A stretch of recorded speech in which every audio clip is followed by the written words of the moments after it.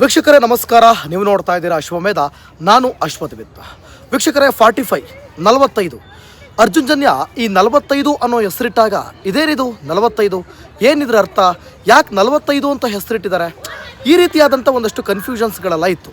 ಆದರೆ ಆ 45 ಅಂತಂದರೆ ಏನು ಅಂತ ನಾವು ಟ್ರೇಲರಲ್ಲಾದರೂ ತಿಳ್ಕೊಳ್ಳೋಣ ಅಂತಂದರೆ ಟ್ರೇಲರಲ್ಲಿ ಸ್ವಲ್ಪ ಹಿಂಟ್ ಬಿಟ್ಕೊಟ್ಟಿದ್ರು. ಸೊ ಟ್ರೇಲರನ್ನು ನೋಡುವಾಗ ನಮಗನ್ಸಿದ್ದು 45 ಅಂತಂದರೆ ಮನುಷ್ಯ ಸತ್ತ ನಂತರ 45 ದಿನದಲ್ಲಿ ಏನಾಗುತ್ತೆ ಅನ್ನೋದನ್ನು ಸ್ವಲ್ಪ ಹಿಂಟ್ ಬಿಟ್ಕೊಟ್ಟಿದ್ರು. ಆದರೆ ನಾವೆಲ್ಲ ಅಂದ್ಕೊಂಡಿರೋ ರೀತಿ ಸಿನಿಮಾದಲ್ಲಿ ಇತ್ತ. ಆ್ಯಕ್ಚುಲಾಗಿ ಸಿನಿಮಾದಲ್ಲಿದ್ದ 45ರ ಕಥೆ ಏನು, 45ರಲ್ಲಿ ಉಪೇಂದ್ರನ ಪಾತ್ರ ಏನು, ಶಿವರಾಜ್ ಕುಮಾರ್ ಅವರ ಪಾತ್ರ ಏನು, ಅವರಿಬ್ಬರ ನಡುವಿನ ರಾಜ್ ಬಿ ಶೆಟ್ಟಿಯ ಪ್ರಮುಖವಾದ ಹೈಲೈಟ್ ಏನು, ಇವೆಲ್ಲದರ ಕುರಿತಾಗಿ ಒಂದು ರಿವ್ಯೂವನ್ನು ನೋಡ್ತಾ ಹೋಗೋಣ. ಈ ರಿವ್ಯೂನಲ್ಲಿ ಒಂದಷ್ಟು ಪಾಸಿಟಿವ್ ಇರುತ್ತೆ, ಮತ್ತಷ್ಟು ನೆಗೆಟಿವ್ ಇರುತ್ತೆ. ಸೊ ಹಾಗಾಗಿ ಒಂದಷ್ಟು ಚೂರು ಸ್ಪಾಯ್ಲರ್ ಕೂಡ ಆಗುವಂಥ ಸಾಧ್ಯತೆಗಳಿರುತ್ತೆ. ಸಿನಿಮಾನ ಇನ್ನೂ ನೋಡದೇ ಇರೋರು ಈ ರಿವ್ಯೂವನ್ನು ನೋಡಿ ಹೋಗಿ ಸಿನಿಮಾ ನೋಡ್ತೀನಿ ಅಂದರೂ ಪರವಾಗಿಲ್ಲ, ಅಥವಾ ಸಿನಿಮಾನ ನೋಡಿ ಬಂದು ಈ ರಿವ್ಯೂ ನೋಡ್ತೀನಿ ಅಂದರೂ ಕೂಡ ಪರವಾಗಿಲ್ಲ. ಸೊ ಒಟ್ಟಾರೆಯಾಗಿ ಈ ರಿವ್ಯೂವನ್ನು ಸ್ಟಾರ್ಟ್ ಮಾಡೋಣ. ಇನ್ನೂ ಕೂಡ ಯಾರು ಸಬ್ಸ್ಕ್ರೈಬ್ ಮಾಡ್ಕೊಂಡಿಲ್ಲ ಅಂತಂದರೆ ಈ ಕೂಡಲೇ ದಯವಿಟ್ಟು ಸಬ್ಸ್ಕ್ರೈಬ್ ಮಾಡ್ಕೊಳ್ಳಿ. ಸಾಕಷ್ಟು ಇದೇ ರೀತಿಯ ವೀಡಿಯೋಗಳನ್ನು ನಿಮಗೆ ಇಡ್ತಾ ಹೋಗ್ತೀನಿ. ನೀವು ಮಾಡ್ಕೊಳ್ಳೋ ಒಂದೊಂದು ಸಬ್ಸ್ಕ್ರೈಬಿಂದಲೂ ಕೂಡ ನಮಗೂ ವೀಡಿಯೋ ಮಾಡೋದಕ್ಕೆ ಒಂದಷ್ಟು ಪುಷ್ಟಿ ಸಿಗುತ್ತೆ. ಸೊ ಇರಲಿ, ನೇರವಾಗಿ 45 ಕಡೆ ಬರೋಣ. ಅರ್ಜುನ್ ಜನ್ಯ ಅವರ ಚೊಚ್ಚಲ ಚಿತ್ರ, ಅಂದರೆ ಅರ್ಜುನ್ ಜನ್ಯ ಅವರಿಗೆ ಇದು ಡೆಬ್ಯೂ ಮೂವಿ, ಮೊದಲ ಚಿತ್ರ ನಿರ್ದೇಶನವಾಗಿ. ನನಗೆ ಒಂದು ಅನ್ನಿಸ್ತಾ ಇರೋದು, ಅರ್ಜುನ್ ಜನ್ಯ ಅಂದರೆ ಮ್ಯೂಸಿಕ್ ಡೈರೆಕ್ಟರ್, ಆದರೆ ಈ ಸಿನಿಮಾದಲ್ಲಿ ಒಂದೇ ಒಂದು ಸಾಂಗ್ ಇಲ್ಲ ಗುರು. ಮ್ಯೂಸಿಕ್ ಅಂತೂ ಸೂಪರ್ ಆಗಿದೆ, ಅದರಲ್ಲಿ ಎರಡು ಮಾತೇ ಇಲ್ಲ. ಚಚ್ಚಿ ಬಿಸಾಕ್ಬಿಟ್ಟಿದ್ದಾರೆ ಅರ್ಜುನ್ ಜನ್ಯ ಅಂತ ಹೇಳಿದ್ರೆ ತಪ್ಪಾಗಲ್ಲ. ನೆಕ್ಸ್ಟ್ ಲೆವೆಲ್ ಮ್ಯೂಸಿಕನ್ನು ಕೊಟ್ಟಿದ್ದಾರೆ, ಆದರೆ ಎಲ್ಲೂ ಕೂಡ ಒಂದೇ ಒಂದು ಸಾಂಗ್ ಇಲ್ಲ. ಸಾಂಗನ್ನು ತುಂಬ ಕಡೆ ಬಳಸ್ಕೊಳ್ಬೋದಿತ್ತು ಅಂತ ನನಗನ್ನಿಸ್ತಾ ಇದೆ ಈ ಸಿನಿಮಾದಲ್ಲಿ. ಸೊ ಅದು ಯಾವುದೋ ಒಂದು ಲಾಸ್ಟಲ್ಲಿ ಒಂಚೂರು ವಾರಿಗೆ ಸಂಬಂಧಪಟ್ಟಂಗೆ ಒಂದಷ್ಟು ಮ್ಯೂಸಿಕ್ ಬಿಟ್ಟರೆ, ಈ ಕಥೆಯಲ್ಲಿ ಬರುವಂಥ ಒಂದಷ್ಟು ಫ್ಲೋ ಸಾಂಗ್ ಬಿಟ್ಟರೆ ಬೇರೆ ಯಾವುದು ಸಾಂಗ್ಸೇ ಇಲ್ಲ. ಉಪೇಂದ್ರ ಅವರು ಸ್ಟಾರ್ ಹೀರೋ, ಅವರಿಗೂ ಕೂಡ ಯಾವುದೇ ರೀತಿ ಎಂಟ್ರಿ ಸಾಂಗ್ ಇಲ್ಲ. ಶಿವರಾಜ್ ಕುಮಾರ್ ಅವರಿಗೂ ಒಂದು ಸಾಂಗ್ ಇಲ್ಲ, ಅಥವಾ ರಾಜ್ ಬಿ ಶೆಟ್ಟಿಯವರ ಒಂದು ಎಮೋಷ್ನಲ್ ಟೈಮಲ್ಲಿ ಒಂದು ಸಾಂಗ್ ಇಲ್ಲ. ಅದರ ಬದಲಿಗೆ ಬರೀ ಮ್ಯೂಸಿಕಲ್ಲೇ ಆಟ ಆಡ್ಕೊಂಡಿದ್ದಾರೆ. ಮ್ಯೂಸಿಕ್ ಮಾತ್ರ ತುಂಬ ಚೆನ್ನಾಗಿ ಕೊಟ್ಟಿದ್ದಾರೆ, ಇದು ಒಂದು ಪಾಸಿಟಿವ್. ಮ್ಯೂಸಿಕ್ ವಿಚಾರಕ್ಕೆ ಬಂದಾಗ ತುಂಬ ಚೆನ್ನಾಗಿ ಪಾಸಿಟಿವ್ ಮ್ಯೂಸಿಕ್ ಮಾಡಿದ್ದಾರೆ, ತುಂಬ ಚೆನ್ನಾಗಿ ನನಗೆ ಅದು ಪಾಸಿಟಿವ್ ಅನ್ನಿಸ್ತು.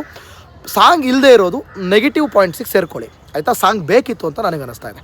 ಓಕೆ, ಈಗ ಫಸ್ಟು ಪಾಸಿಟಿವ್ ಮಾತಾಡ್ಬೋಣ ಸಿನಿಮಾ ಬಗ್ಗೆ, ಆಮೇಲೆ ನೆಗೆಟಿವ್ ಪಾಯಿಂಟ್ಸಿಗೆ ಹೋಗೋಣ.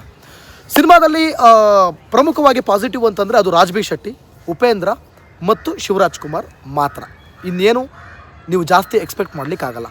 ಉಪೇಂದ್ರ ಅವರಿಗೆ ಕೊಟ್ಟಂಥ ಅದ್ಭುತವಾದ ಒಂದು ವಿಲನ್ ಕ್ಯಾರೆಕ್ಟರ್, ಅಂದರೆ ಯಮನ ರೂಪದ ಮಾಡರ್ನ್ ಯಮ, ಅಥವಾ ರಾಜ್ ಬಿ ಶೆಟ್ಟಿಗೆ ಪಾಠ ಕಲಿಸೋದಕ್ಕೆ ಬಂದಂಥ ಒಬ್ಬ ಯಮನ ಪಾತ್ರ, ಅದು ಮಾಡರ್ನ್ ಆಗಿ ಹೆಂಗಿತ್ತು, ಅದಕ್ಕೆ ಬೇಕಾದಂಥ ಡಿಸೈನ್ ರೀತಿಯಲ್ಲೇ ಅದಕ್ಕೆ ಅದ್ಭುತವಾಗಿ 100 ಅಲ್ಲ 200% ಅದಕ್ಕೆ ನ್ಯಾಯವನ್ನು ಒದಗಿಸಿದ್ದಾರೆ ಉಪೇಂದ್ರ ಅಂತ ಹೇಳ್ಬೋದು.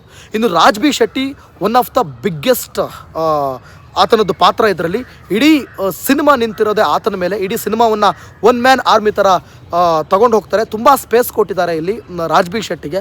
ಸೊ ರಾಜ್ ಬಿ ಶೆಟ್ಟಿ ಸಿನಿಮಾವನ್ನು ಮುಂದಕ್ಕೆ ತೊಗೊಂಡು ಹೋಗ್ತಾರೆ. ಇನ್ನು ಇಂಟರ್ವಲ್ಗೆ ಬರುವಂಥ ನಮ್ಮ ಶಿವಣ್ಣನ ಕ್ಯಾರೆಕ್ಟರ್ ಅಂತೂ ರಣರೋಚಕ. ಇಲ್ಲಿ ಇಡೀ ಸಿನಿಮಾದಲ್ಲಿ ನಂಬರ್ 1 ಹೈಲೈಟ್ ಅಂದರೆ ಅದು ಶಿವರಾಜ್ ಕುಮಾರ್. ಈ 45 ಸಿನಿಮಾ ಇದೆಯಲ್ಲ, ಈ 45 ಸಿನಿಮಾ ಇದೆಯಲ್ಲ, ಕೊನೆಯ 45 ನಿಮಿಷಗಳು ಗೂಸ್ ಬಂಪ್ಸ್, ನೆಕ್ಸ್ಟ್ ಲೆವೆಲ್. ಇದ್ರ ಬಗ್ಗೆ ಮಾತಾಡೋಂಗೇ ಇಲ್ಲ, ಯಾರೂ ಕೂಡ ಕೈ ಮಾಡಿ ತೋರಿಸಂಗಿಲ್ಲ, ಆಯಿತಾ. ಅಷ್ಟು ಅದ್ಭುತವಾಗಿ ಮೂಡಿ ಬಂದಿರುವಂಥದ್ದು ಈ 45 ಲಾಸ್ಟ್ 45 ಮಿನಿಟ್ಸ್ ಅಂತಂದರೆ ಅದು ತಪ್ಪಾಗಲಿಕ್ಕಿಲ್ಲ. ಅದರಲ್ಲೂ ಪ್ರಮುಖವಾದಂಥ ಹೈಲೈಟ್ ಅಂತಂದರೆ ಕೊನೆಯ ಕ್ಲೈಮ್ಯಾಕ್ಸ್ನ 15ರಿಂದ 20 ನಿಮಿಷಗಳು. ಅದರಲ್ಲೂ ಶಿವರಾಜ್ ಕುಮಾರ್ ಅವರ, ಬೇಡ ಸಿನಿಮಾ ನೋಡಿಬಿಟ್ರೆ ನಿಮಗೆ ಅದು ಸ್ಪಾಯ್ಲರ್ ಆಗಿಬಿಡುತ್ತೆ ನಾನಿಲ್ಲಿ ಹೇಳಿದ್ರೆ.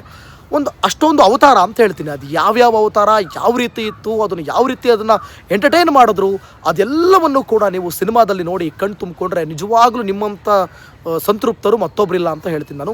ಅಷ್ಟು ಅದ್ಭುತವಾಗಿ ಮಾಡಿದ್ದಾರೆ ಶಿವರಾಜ್ ಕುಮಾರ್. ಅವರ ನಟನೆಯನ್ನು, ಅವರ ಮತ್ತೊಂದು ರೂಪವನ್ನು ನೀವು ನೋಡಬೇಕಂದ್ರೆ 45 ಸಿನಿಮಾವನ್ನು ನೋಡಲೇಬೇಕು. ಇನ್ನು ಸಿನಿಮಾದ ಮತ್ತೊಂದು ಪಾಸಿಟಿವ್ ಅಂತಂದರೆ ಗರುಡ ಪುರಾಣವನ್ನು ತುಂಬ ಚೆನ್ನಾಗಿ ತೋರಿಸಿದ್ದಾರೆ. ಬಹುತೇಕರಿಗೆ ಗರುಡ ಪುರಾಣ ಗೊತ್ತು.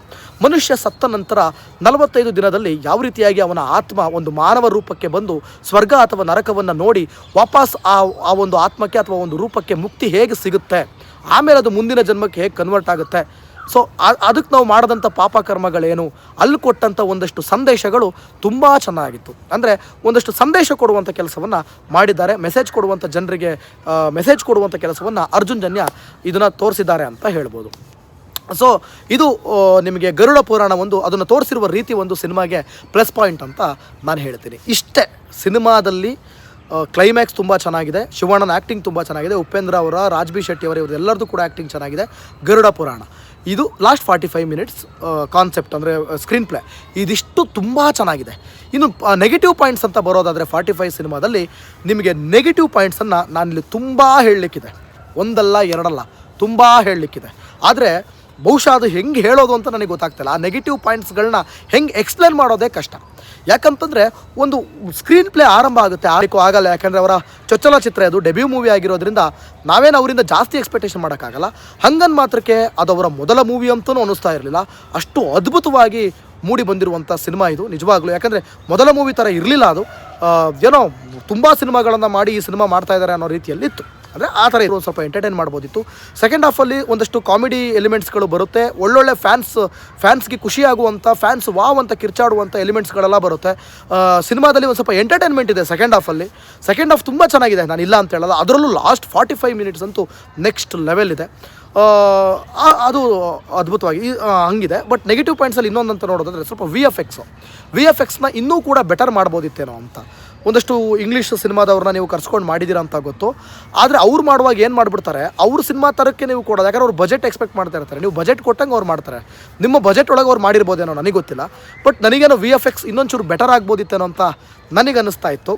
ಹಾವಿಂದ ಆಗಿರ್ಬೋದು, ಆಮೇಲೆ ಕೆಲವೊಂದು ಈ ಗರುಡ ಪುರಾಣದಲ್ಲಿ ತೋರಿಸಿರುವಂಥ ಕೆಲವೊಂದು ಗ್ರಾಫಿಕ್ಸ್ ಆಗಿರ್ಬೋದು, ಇದೊಂದು ಚೂರು ಸ್ವಲ್ಪ ರಿಯಾಲಿಟಿ ಬರಬೇಕಿತ್ತೇನೋ, ಸ್ವಲ್ಪ ಇನ್ನೂ ಏನೋ ರಿಯಾಲಿಟಿ ಬೇಕಿತ್ತು ಅಂತ ನನಗೆ ಅನ್ನಿಸ್ತು. ಇನ್ನೂ ಸ್ವಲ್ಪ ಬೆಟರ್ ಆಗ್ಬೋದಿತ್ತೇನೋ ಅಂತ ನನಗನ್ನಿಸ್ತು.